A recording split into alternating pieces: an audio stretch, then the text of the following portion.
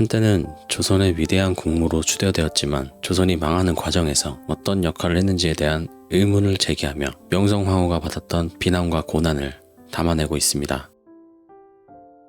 명성황후 민씨는 경기도 여주시 근동면 삼랑리 사저에서 민유 중의 6대손으로 사도시 첨정이었던 민치록의 제치부인 한산 이씨의 딸로 태어났습니다. 어릴 적 이름은 자영이었습니다. 아버지 민치록의 부인 한산 이씨에게는 1남 3녀의 형제가 있었지만 모두 죽고 명성황후 민씨만이 남았습니다. 명성황후는 어린 시절부터 아버지인 민치록으로부터 학문을 배웠습니다. 소학, 효경, 여훈 등을 좋아하며 역사에 관심을 가졌다고 전해집니다. 9세 때인 1858년 명성황후는 아버지 민치록이 죽을 때 그를 습념하는 모습을 보여 사람들을 놀라게 했습니다. 이 경험은 그녀가 어린 나이에도 성숙한 감정을 가지고 있었음을 보여주는 사례로 전해졌습니다. 아버지 민치록이 죽은 뒤 명성황후는 섬랑리 사저에서 한양 감고당으로 옮겨졌습니다. 감고당은 인현왕후의 사가로서 민치록의 소유이며 영조가 하사한 것입니다. 명성황후는 고아이자 가족을 모두 잃은 상태에서 홀어머니와 함께 지냈고 처음에는 오라비도 없었습니다. 그러나 이후 가까운 친척들의 도움을 받아 성장했습니다. 1866년 어린 민자영은 왕비로 관택되기 위한 과정을 거쳤습니다. 대왕 대비 조씨가 조선에 있는 12세에서 17세 사이의 처녀들에게 금혼령을 내리면서 이 과정이 시작되었습니다. 이 금혼령 이후 여러 처녀들과 함께 초간택이 진행되었고 그 중에서 민자영도 선발되어 왕비로 선출되었습니다. 흥성대원군은 당시 조선의 세동정치로부터 나라가 혼란스러워져 있는 상황을 항상 경계하고 있었습니다. 이런 상황에서 외적 세력의 영향을 걱정하면서도 안정적인 집안에 자란 민자영을 흥성대원군이 고종의 배필로 선택한 것입니다. 선출된 왕비로 확정된 날은 3월 6일인 삼간택이 진행된 날이었습니다. 이어서 3월 21일 그녀의 남편이 될 고종이 운영궁에서 명성황후를 데리고 창덕궁으로 들어오는 친형이 거행되었습니다. 민자영의 아버지 민치록은 왕의 장인에게 추증되었고 그녀의 생모 감고당 한산 이씨는 자귀를 받았습니다. 이어서 민치록은 여성부원군에 추봉되었습니다. 흥성대원군은 고종이 왕위에 오르기 전에 배필을 정하기 위해 비밀 묵계를 체결했습니다. 이 묵계는 안동 김씨 중에서 김병학의 딸이자 김병문의 딸 중에서 둘째 아들의 배필을 선택하기로 한 약속이었습니다. 그러나 이 묵계에서 약속이 어긋나면서 김병학을 비롯한 일부 안동 김씨 세력이 흥성대원군을 지지하는 입장에서 뒤돌게 되었습니다. 이후 왕비는 이러한 상황을 이용하여 흥성대원군을 견제하고 안동 김씨 일가와 연합하여 힘을 모았습니다. 명성황후가 궁에 입궁할 때는 이미 15세인 남편 고종이 후궁 귀인 이씨를 좋아하고 있었습니다. 가래를 올린 첫날 고종은 왕비의 처소 대신 귀인 이씨의 처소에 머물렀습니다. 1868년 4월에 이씨가 아들 완화곤을 낳자 흥성대원군은 이 아들과 이를 낳은 귀인 이씨를 총애하게 되었습니다. 명성황후는 안정과 권력을 강화하기 위해 민승호 등 일가 친척, 시아버지인 흥성대원군이 실패시킨 풍양조씨의 조영하, 안동김씨 일가의 김병기, 흥인군 이채웅, 서원철폐에 불만을 품고 있던 유림의 거두 최익현 등과 협력했습니다.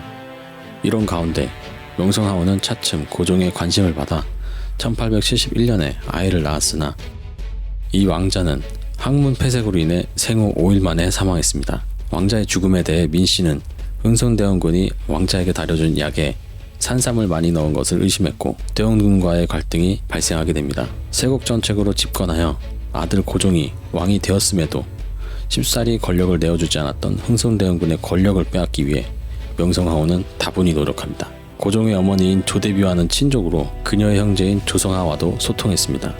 또한 대원군과 원만한 관계가 아니었던 흥인군과도 협력하였습니다. 서원 철폐 과정에서 등을 돌리게 된 유학자 세력과도 교류하며 최익현 등을 자신의 지원을 받도록 만들었습니다. 1873년에는 최익현이 대원군 계열의 탄핵을 받고 해임당했을 때 명성황후는 최익현의 뒤를 지원하였습니다. 최익현은 당상관인 정삼품 통정대부 논령부 도정으로 승진하게 되었고 대원군 계열의 음모를 방지하는 데 기여했습니다. 또한 종실 중 일부를 포섭하고 대원군이 당쟁을 근절한다는 명분으로 남인과 북인을 채용하려는 시도에 반발하는 노령계 단체를 성공적으로 포섭했습니다. 그리고 명성황후는 최익현을 다시 호조 참판으로 임명하고 최익현은 11월에 다시 흥선대원군을 규탄하는 상소를 제기했습니다. 고종과의 협의 끝에 1873년 11월에는 운영궁에서 궁궐로 출입하는 대원군의 전용문을 폐쇄했습니다. 11년 동안이나 둘 간의 갈등 중 명성황후의 영향으로 흥선대원군이 물러나게 되었지만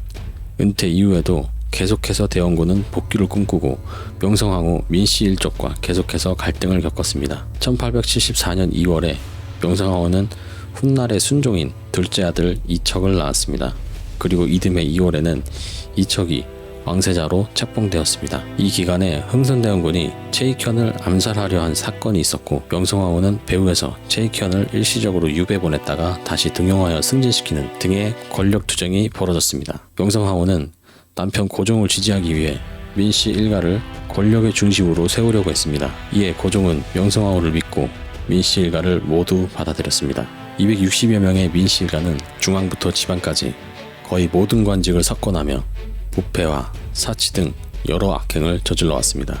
권력을 더욱 공고히 하기 위해 모든 인맥을 총동원하여 남아있던 관직까지 손에 넣었고 이렇게 민씨 일가는 매우 큰 세력으로 부상하게 되었습니다. 명성황후는 1876년 강화도 조약을 체결하고 1년의 개화 정책을 시작했습니다. 그녀는 우호 세력을 중용하여 세력을 강화하는 데 주력했습니다. 특히 개화 사상가이면서 노론계열에 속한 박규수를 발탁하여 우의정에 임명하였고 세곡 정책을 전면 폐기했습니다. 1874년에는 명성황후의 오라비인 민승호와 그의 아들, 부인 등 일가족 3명이 폭탄 테러로 희생되는 비극이 발생했습니다.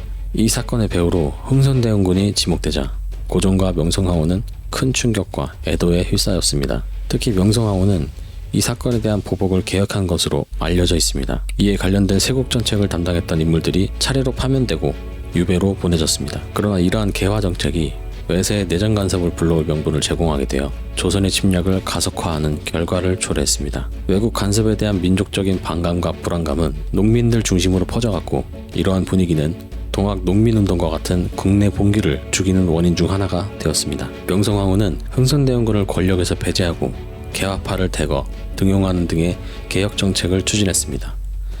대외적으로 개방 이론을 채택하여 쇄국을 벌이고 1876년에 병자수호조약을 체결하여 외국과의 문물을 개방하는 등의 조치를 취했습니다. 명성황후의 개혁은 내정적인 어려움을 겪었습니다.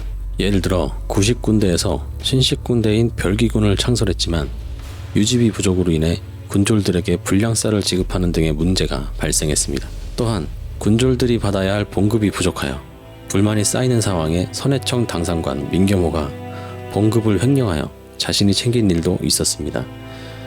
이러한 악조건에서 고종이 대량의 비단을 구입하는 등의 사치스러운 소비로 불만이 커지고 이것이 이모군란의 한 원인이 됩니다. 이모군란은 흥선대원군과 군졸들의 분노와 불만이 폭발한 결과 일어난 사건으로 명성황후와 민씨 일파는 군졸들의 목표가 되었습니다. 이모군란 동안 명성황후는 생명의 위험이 처했습니다.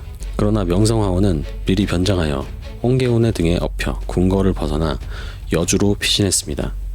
이때 명성황후는 홍계운의 누이로 변장하여 도성을 빠져나가게 되었습니다. 이 과정에서 1882년 6월 흥선대원군은 구식군대의 지원을 받아 권력을 재창출하였습니다. 그러나 명성황후는 이미 경복궁을 떠나 있었습니다. 명성황후가 피난을 갈 때 머물렀던 마을에서 한 노인이 다가와 중전이 피난을 다닌다며 비아냥대는 소리를 들었으나 당시에는 노인의 말에 대해 아무런 반응이 없다가 추후에 황궁했을 때 노인을 벌주기 위해 찾아봤지만 찾을 수 없어서 결국에는 마을 전체를 없애는 만행을 저질렀다고 합니다. 명성황후는 대전별감 홍계운의 등에 엎여 장호원에 있는 민흥식의 집으로 은신했습니다. 명성황후가 장호원에서 피신 중에 무당이 찾아와 이곳에 중전이 계신다는 신의 계시로 찾아왔으며 앞으로 50일 이내에 명성황후가 황궁할 것이라 예언하며 희망을 전하였다고 합니다. 한편 한양에서는 정권을 위임받은 대원군은 군졸들의 밀린 봉급의 지급은 물론 군사와 예산을 장악하려 한 중앙의 각 부서와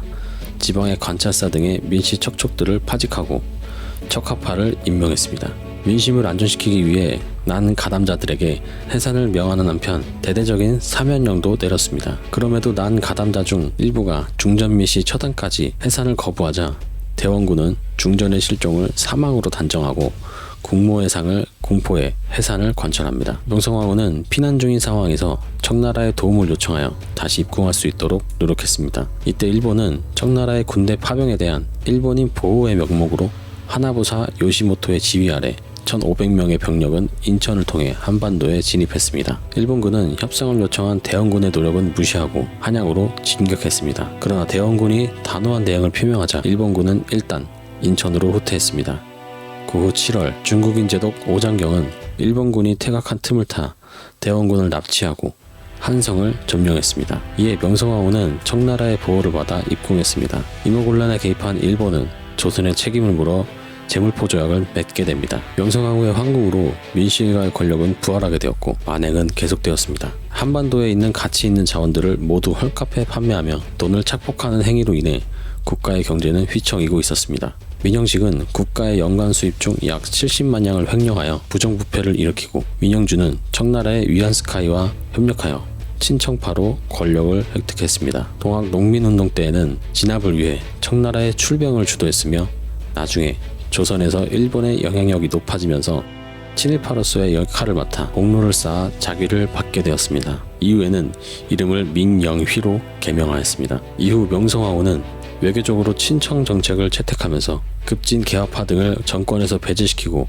외교적으로는 친청 정책으로 기울었습니다. 명성황후가 장호원에서 만난 무당의 예언이 이루어져 50일 만에 궁궐로 황궁하고 난 후 명성황후는 이후 무당에게 왕자급 자기인 군호를 부여하여 그를 진령군이라 불렀습니다. 명성황후는 진령군에게 무조건 순응하였기 때문에 진령군은 막강한 권력을 행사하며 인사권까지 개입하여 고위 관료들이 진령군에게 아부하는 상황까지 가게 됩니다. 명성황후는 고종과 자신의 안전을 위해 매일 굿을 지내고 아들 순종의 건강을 위해 금강산, 만이천봉에 쌀 한 섬, 돈 1000냥, 무명 한 픽씩을 얹어 진령군의 주머니를 채웠습니다. 이런 행동은 국가의 재정을 어렵게 만들게 됩니다. 1884년 10월 급진개화파의 김옥균, 박영효 등은 친청 세력에 의한 탄압을 느끼며 난과 거사를 계획했습니다. 민영익 등을 중심으로 한 친청 세력은 급진개화파에 대한 탄압을 강화하고 김옥균과 박영효는 민태우와 민영목 등과 함께 표적이 되어 1884년 10월 17일 우정국 개국 축하연에서 기습적인 습격을 합니다. 이에 고종과 명성황후는 안전을 위해 경우궁으로 옮겨지고 주위에는 일본군인 한 개의 중대가 보초로 둘러싸였습니다. 급진개화파는 정권을 장악하고 자신들의 새로운 정부 수립을 알렸습니다. 명성황후는 안전을 위해 국내 정세의 흐름을 주시하였습니다. 이때 명성황후는 또다시 청나라의 군인의 도움을 요청했으며 보초를 맡은 일본군에게 연금되던 경호궁의 거처를 창덕궁으로 옮기도록 요청합니다. 이 요구를 받아들여 명성황후의 고종이 거처를 창덕궁으로 바꾸도록 했습니다. 그해 고종은 청나라 공사 원세계 및 군인들의 면회 요구를 받아들이는데 김옥균은 이를 저지하려 하여 그들 간의 말싸움이 벌어지게 됩니다. 이날 오후에는 중국 군인들이 배로 늘어났고 일본인 군인들은 혼란인 와중에 민심의 표적이 되어 공격받게 됩니다. 일본인 군인 200명은 일단 후퇴하였으며 정부군 800명도 열세로 인해 패배합니다. 이런 때에 명성황후는 고종과 함께 몇 명의 사관생도의 호위를 받으며 청군의 진영으로 들어갔고 급진개화파들은 일본군의 호위를 받으며 일본으로 도피합니다. 명성황후는 이 갑신전변 이후 청나라에 의존하게 된 반면 일본은 공사관의 화재와 군중에게 공격당한 일본인들에 대한 배상을 조선에 요구합니다.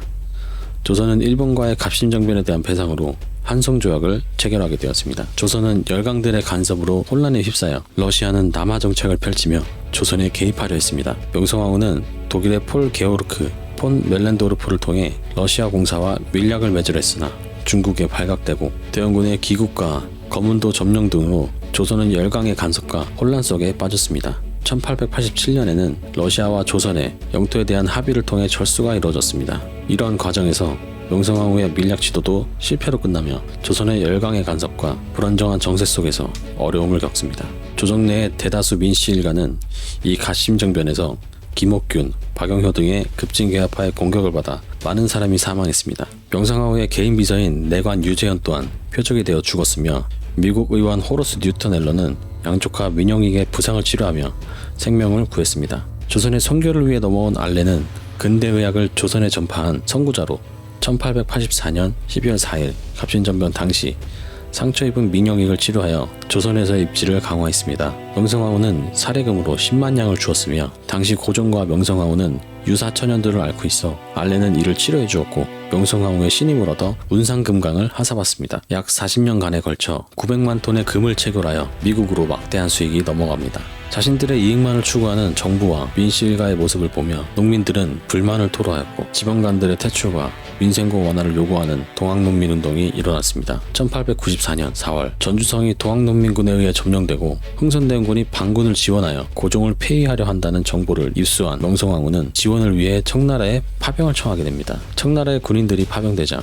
이에 일본도 텐진조약을 빌미로 일본 군대를 파병하였습니다. 농민군과 관군은 조선의 일본군과 청군이 당도하자 전조 화약을 맺고 전라도 53개 지역에 민정기관인 집강소를 설치하여 치안과 행정을 처리하며 휴전했습니다. 그러나 일본이 주둔하면서 군대를 증강하는 등의 행동을 보이며 조선의 내정을 개혁하자는 빌미로 일본은 청나라와의 협약을 제의했으나 청나라는 이를 거절합니다. 궁궐에서 보낸 일본 공사와 군인들에 의해 민씨 일가가 퇴출당하고 대원군이 궁으로 복귀하게 되었습니다. 일본은 김홍집을 총리로 앉히고 군국 기무처를 설치하여 내정개혁을 진행하였고 조선에 주둔한 청나라군을 기습 공격해 청일전쟁이 발생하며 일본이 승리하게 됩니다. 조선에 대한 일본의 내정 간섭이 본격화되자 동학농민운동은 다시 모여 대일농민전쟁 제2차 동학농민운동을 시작했습니다. 그러나 12월에 일어난 봉기는 우금치 전투에서 패배로 끝나면서 농민군의 봉기는 종식되었습니다. 이때 정봉주는 순창에서 체포되어 부하의 밀고로 처형되었습니다. 이는 1895년 4월 24일에 이루어진 사건으로 동학농민군의 봉기는 녹두장군으로 불렸던 전봉준의 처형으로 종결되었습니다. 1895년 4월 조선은 일본의 강한 영향 아래 놓여 있었습니다. 이 시기에는 일본이 대원군을 퇴진시키고 의정부의 명칭을 내각으로 변경하며 김홍집을 다시 총리 대신으로 임명하며 연립내각을 구성했습니다.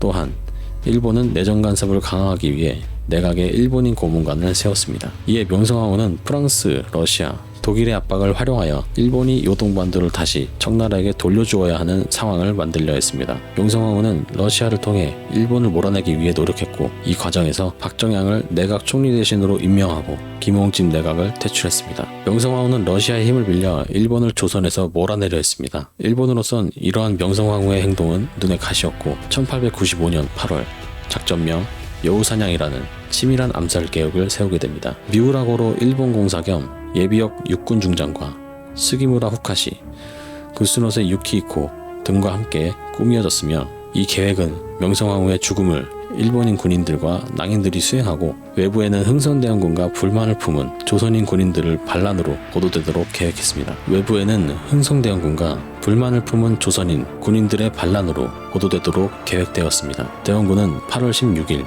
명성황후 제거와 관련된 맹세의 자필로 서명했습니다. 이 맹세의 내용은 명성황후가 죽은 뒤 대원군이 국왕을 보필하고 궁중을 감독하되 내각의 정사를 맡겨 일체 간섭하지 않겠다는 것이었습니다. 명성황후가 죽은 뒤 대원군이 정치에 개입하지 않도록 미리 언약을 받아두었던 것입니다. 대원군은 자식인 이재명과 장손자 이준용과 함께 이 서약을 서명했습니다. 1895년 8월 20일 명성황후 암살작전이 대원군과 미우라 고로 등에 의해 실행에 들어갔습니다. 대원군은 공덕리의 아소정에서 은거한 곳에 모인 낭인, 일본 군인, 명성황후의 불만을 품은 조선인 군인 약 300명과 함께 합류했습니다. 대원군은 먼저 명성황후의 죽음을 정당화하는 내용의 고유문을 작성하고 이를 내일 서울 시내에 게시하라고 명령했습니다. 이 문서는 민씨 일가의 척족이 권력을 잡고 갑오경장의 개혁을 무위로 돌려 나라를 위태롭게 하고 있으니 이들을 제거해버리겠다는 내용을 담고 있었습니다. 1895년 10월 8일 을미사변이 시작됩니다.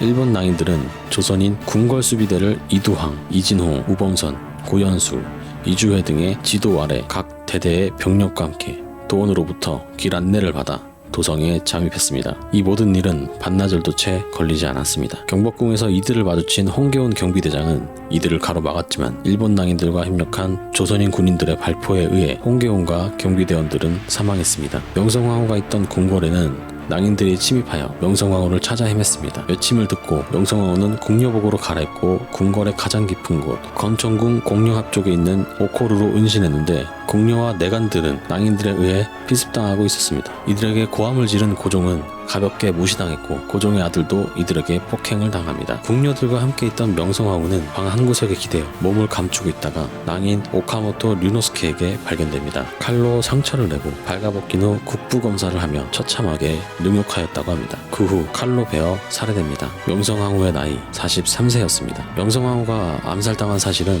경복궁 내 강령전에 휴식을 취하던 대원군이 알게 되었습니다. 고종은 놀라움과 두려움 속에서 대원군을 불러 이날 아침 경복궁 내 건천궁에서 아버지와 대면했습니다. 이때 명성황후의 주검은 혼이물에 둘러싸인 채 대궐 솔나무 숲으로 옮겨져 기름이 부어지고 불타며 가을의 바람에 흩어져 연기가 되어 있었습니다. 다만 그녀의 일부 유골은 누군가에 의해 주어지고 닦아진 뒤에 고종에게 전달되었습니다. 명성황후의 장례는 일본의 을미사변에 대한 국민의 반성과 자각, 복수에 대한 열기로 자주적인 근대 국가로서 대한제국을 세우는 과정을 완수하기 위해 장례식을 미뤘다고 보고 있으며 2년 2개월 뒤인 1897년 11월에 성대하게 장례를 치르게 됩니다. 일본은 현재에도 일본 정부의 지시 없이 미우라고로의 단독 범행이라고 주장합니다. 그리고 흥선대원군의 적극적인 협조가 있었다고 얘기합니다. 일본 내에서 이 사건 관련된 일본군들 모두 무죄 처리했다고 합니다. 통치자는 국가와 국민을 이끄는 역할을 맡고 있습니다. 명성황후는 시대적인 변화에 대응하지 못했고 국민들의 안전과 이익을 보장하지 못했습니다. 위대한 통치자가 되려 노력했지만